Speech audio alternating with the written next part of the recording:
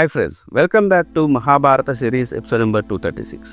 ఇప్పుడు వరకు జరిగిన కథ ఏంటంటే, పాండవులను చంపాలని రధికృత్రయము అనగా అశ్వత్థామ, కృతవర్మ, కృపాచార్యుడు ముగ్గురు కూడా బయలుదేరతారు.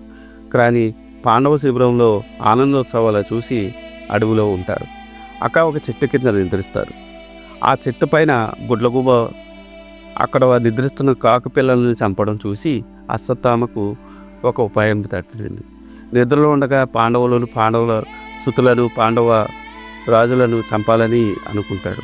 ఆ తర్వాత అదే విషయాన్ని కృపాచార్యుడికి, కృతవర్మకు కూడా చెప్తారు. ముగ్గురు అదే విధంగా రథాలెక్కి బయలుదేరుతారు. ఆ తర్వాత ఏం జరిగిందో తెలుసుకోవాలనుకుంటే ఈ వీడియోని స్కిప్ చేయకుండా లాస్ట్ వరకు చూడండి.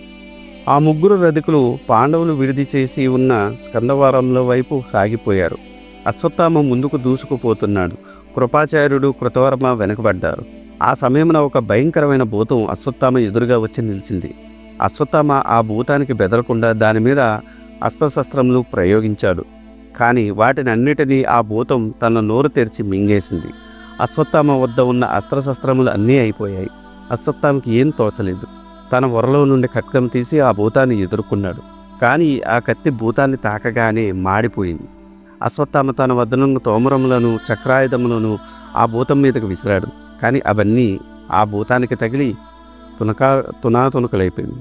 అశ్వత్థామ తన గదను దాని మీదకు విసిరాడు. ఆ భూతం ఆ గదను మింగేసింది. వెనుకకు చూశాడు. కృపాచార్యుడు, కృతవర్మ కనుచూప మేరలో కూడా లేరు.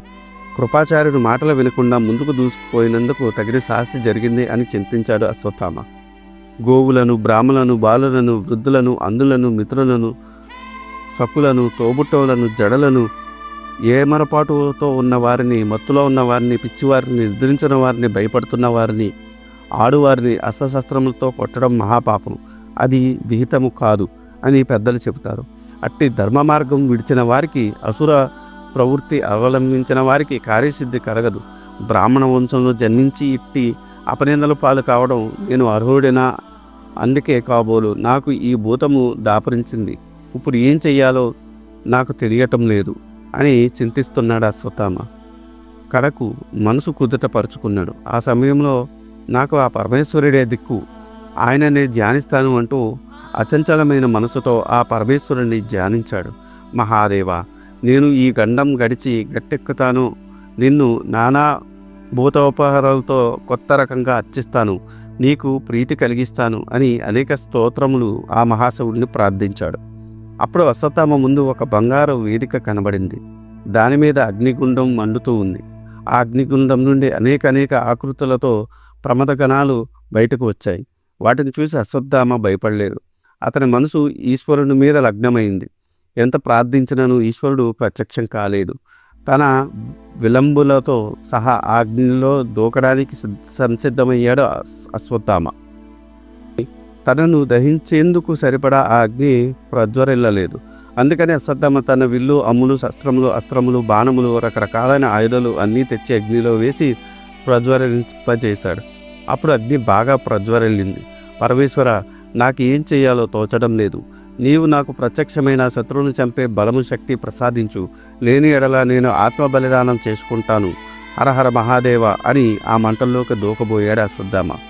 అప్పుడు ఆ పరమేశ్వరుడు అశ్వత్థామ ముందు సాక్షాత్కరించాడు. అశ్వత్థామ, ఆగు. నీ అచంచలమైన భక్తికి, అకుంఠిత దీక్షకు సంతోషించాను. నీవు కోరిన వరం ఇస్తాను. కానీ ఒక్క మాట, నేను విశ్వాంస సమ్మూతుడై శ్రీకృష్ణుడు ఒకటే. కృష్ణుడు నన్ను పూజిస్తాడు. కృష్ణుడు అంటే నాకు ఎంతో ఇష్టం. ఆ కృష్ణుడి మీద గౌరవం చేతనే నేను భూతాకృతిలో వచ్చి నిన్ను పాండవ శిబిరం వంక పోకుండా అడ్డగించాను. నీ మనసులో మాట తెలియజేసుకోవాలను. నీకు నేను అన్ని ఆటంకాలు కల్పించిన ఇంతెందుకు? ఆ పాంచారులకు పోగాలము దాపరించినది. ఈ రోజులో వాళ్ళు నీ చేతుల్లో చస్తారు. ఇదిగో ఈ ఖడ్గం వారినితో సంహరించుము అని ఒక మహనీయమైన ఖడ్గం అశ్వత్థామకు ఇచ్చాడు. అశ్వత్థామకు తెలియకుండా ఈశ్వరుడు అతనిలో ప్రవేశించాడు, ఆవహించాడు. అశ్వత్థామ నూతన శక్తి, ధైర్యము, తెప్పింపు ఉద్భవించాయి. తన రథం దగ్గరకు వెళ్ళాడు. అగ్నిలో వేసి దహించి తన విల్లు, అమ్ములు, అస్త్రశస్త్రములు యథావిధంగా రథం మీద ఉన్నాయి. అశ్వత్థామ రథం మీదకి ఎక్కాడు. ఇంతలో కృపాచార్యుడు, కృతవర్మ అక్కడికి చేరుకున్నారు. ముగ్గురు పాండవ శిబిరంను వంకకు బయలుదేరారు. అశ్వత్థామలో ఆవహించిన అనుసరించి ప్రమాదగణములు కూడా అదృశ్య రూపంలో అతన్ని వెంబడించాయి. అందరూ పాండవ శిబిరంను ప్రవేశించారు. కృపాచార్యుడు కృతవర్మలను ముఖద్వారం వద్ద ఉంచి అశ్వత్థామ తాను ఒక్కడే పాండవ శిబిరంలోకి ప్రవేశించాడు. ముందు దుష్టద్యుమ్నుడి శిబిరంలోకి వెళ్ళాడు. మనుషుల ఈశ్వరుని తలుచుకున్నాడు. పరమేశ్వర దత్తమైన ఖడ్గము చేత బూనాడు. అందరూ గాఢ నిద్రలో ఉన్నారు. అశ్వత్థామ గాఢంగా నిద్రిస్తున్న దుష్టద్యుమ్నుడిని చూశాడు. అశ్వత్థామ కళ్ళల్లో కసి, కోపం, ఇన్నాళ్ళకు నా తండ్రిని చంపిన వాడిని చంపుతున్నాను అన్న సంతోషం కనబడుతున్నాయి. దుష్టద్యుమ్నుని కాలుతో చాచి తన్ని నిద్రలేపాడు. నేల మీద పడేశాడు. అతని గుండెల మీద మోకాలు పెట్టి అదిమాడు. అతని గుండెల మీద పిడికిళ్లతో మోదాడు. అనుకోని ఆ హఠాత్ పరిణామక దుష్టద్యుమ్నుడి నోట మాట లేకుండా పడిపోయాడు. అశ్వత్థామ తన వింటికి ఉన్న త్రాడును విప్పాడు. దానిని దుష్టద్యుమ్నుడి కంఠానికి చుట్టి ఉరి బిగించాడు. పశువుని చంపినట్టు చంపుతున్నాడు. గుండెల మీద మెడ మీద కాళ్ళతో తొక్కుతున్నాడు. దుష్టద్యుమ్నుడి నోటమాట రావడం లేదు. కడకు మాట పెగల్చుకోలేని అశ్వత్థామ, నన్ను నీ అస్త్రశస్త్రములను ప్రయోగించి చంపేయి, నాకు ఉత్తమ గతులు కలిగించు అని నీచంగా చంపకు అని ప్రార్థించాడు. వీలు లేదు, నా తండ్రి చంపిన వాడిని ఉత్తమ గతులు కలగకూడదు, నిన్ను అలాగే దారుణంగా చంపుతాను అని అశ్వత్థామ తన పిడికిళ్లతో గుద్దుతున్నాడు. అప్పటికే చుట్టుపక్కల వాళ్ళు మేలుకున్నారు. కానీ అశ్వత్థామ ఉగ్రాకృతి చూసి అతన్ని రాక్షసుడిగా తలంచి ఎవరూ ముందుకు రాలేదు. అశ్వత్థామ తన కాళ్ళతో చేతులతో మోది కాళ్ళతో తన్ని దుష్టద్యుమ్నుని అతి క్రూరంగా చంపాడు. దుష్టద్యుమ్నుని కంఠంలోకి చుట్టిన తాడు తీసి మరలా తన వింటికి కట్టాడు. దుష్టద్యుమ్నుని శిబిరం నుండి బయటకు వచ్చి రథం ఎక్కాడు. మిగిలిన శిబిరంలో వంక చూశాడు. అప్పటిదాకా కళ్ళప్పగించి చూస్తున్న కాపలాదారులు ఒకసారిగా ఎలుగెత్తి అరిచారు. ఆ అరుపులకు చుట్టుపక్కల ఉన్న శిబిరంలో నిద్రిస్తున్న రాజు సైనికులు అందరూ నిద్రలేచారు. ఏం జరిగింది అని అందరికీ అయోమయంగా ఉంది. ఎవరో భయంకరాకుడు వచ్చి దుష్టద్యుమ్నుని చంపాడు అని మాత్రం చెబుతున్నారు కాపలాదారులు. వాణ్ణి పోనివ్వకండి, పట్టుకోండి, పొడవండి అని కేకలు వినిమిట్టాయి. అందరూ ఆ వైపుకు పరిగెత్తారు. అందరూ కలిసి అశ్వత్థామను పట్టుకున్నారు. తన మీద ఆవేశించిన రుద్రుని శక్తితో అశ్వత్థామ వారందరినీ ఒక్క క్షణంలో చంపాడు. తరువాత ఉత్తమోజుడు గుడారంలో ప్రవేశించి అతని జుట్టు పట్టుకుని ఈడ్చి నేల మీద పడేసి కత్తితో అతని తల నరికాడు. అది చూసిన యుధాన్యుడు అశ్వత్థామను ఎదుర్కొన్నాడు. అదే కత్తితో అశ్వత్థామ యుధాన్యుని తల తెగ నరికాడు. అశ్వత్థామను అడ్డుకునేవారు లేకపోయారు. పాంచాల వీరులందరినీ వరుసపెట్టి నరుకుతున్నాడు అశ్వత్థామ ఒళ్ళంతా రక్తంతో తడిసిపోయింది. అత్యంత భీకరంగా కనిపిస్తున్నాడు.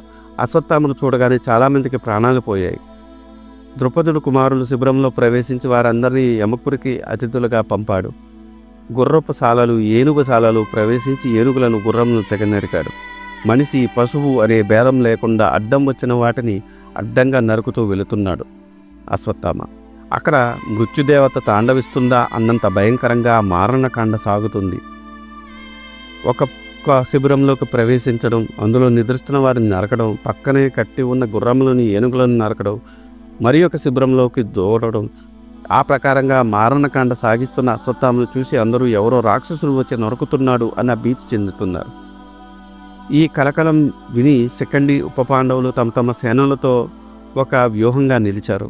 అశ్వత్థామని ఎదుర్కొన్నారు. వారందరినీ చూశాడు అశ్వత్థామ. అతనిలో ఆవేశించిన రుద్రుడు విజృంభించాడు. పరమేశ్వర దత్త ఖడ్గముతో వారిని అందరినీ త్రుటిలో నరికాడు. అడ్డం వచ్చిన ప్రతి వింధ్యుణ్ణి 2 ముక్కలు చేశాడు.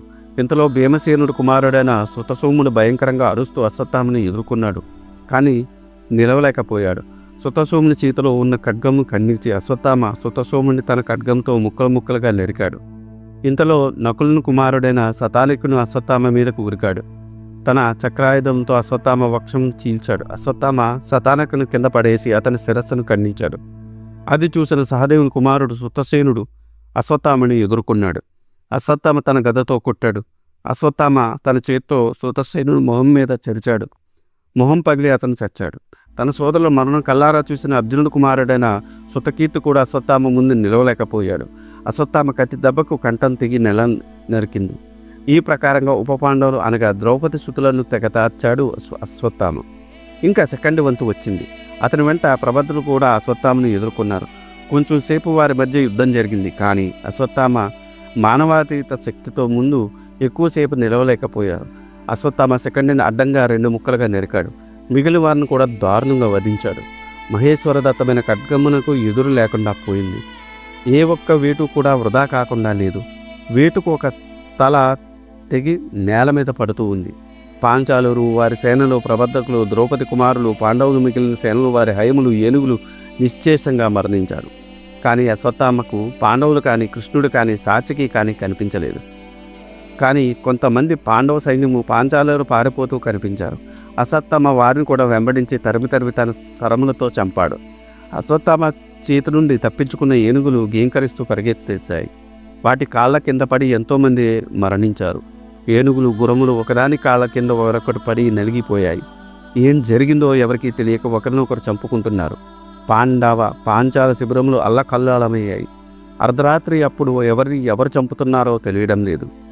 ఆ ప్రకారంగా అశ్వత్థామ బారి నుండి తప్పించుకున్న రాజుల సైనికులు ముఖద్వారం వద్దకు రాగా అక్కడ ఉన్న కృపాచార్యుడు కృతమ వారిని తమ అస్త్రశస్త్రములతో నిర్దాక్షిణ్యంగా చంపారు. ఇది ఈనాటి వీడియో. ఆ తర్వాత ఏం జరిగిందో తెలుసుకోవాలనుకుంటే మీరు నా నెక్స్ట్ వీడియో కోసం వెయిట్ చేయాల్సిందే.